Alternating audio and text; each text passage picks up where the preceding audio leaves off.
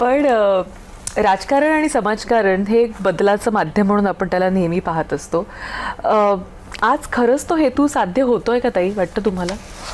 राजकारणामधून एक बदल झालाय नक्कीच, ते म्हणजे महिला मतदार जे आहेत त्यांची संख्या वाढते आणि जी व्होट बँक काँग्रेसकडे होती ती हळूहळू भाजपकडे आणि शिवसेनेकडे आलेली आहे.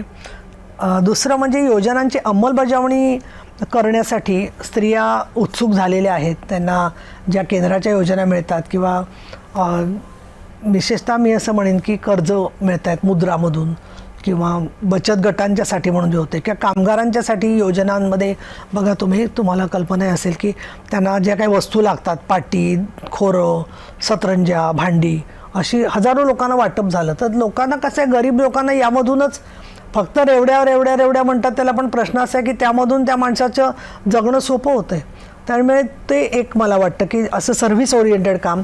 दुसरा आमचा जो मेडिकल कक्ष आहे, माननीय उपमुख्यमंत्री याच्या वैद्यकीय सहाय्य कक्ष, श्रीकांत शिंदे फाउंडेशन आणि हे सगळे जे करतात त्यातून लक्षावधी लोकांना मदत झालेली आहे प्रत्येक ठिकाणी. आज कोणी एखादा पत्रकार जरी आजारी असला किंवा कोणी आजारी असला, शिक्षक, तर ते पहिलं शिवसेनेची त्यांना आठवण होते की जे खूप महत्त्वाचं काम आहे.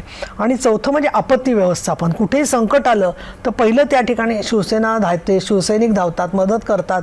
तर या गोष्टी ज्या आहेत त्या सुद्धा महत्त्वाच्या आहेत.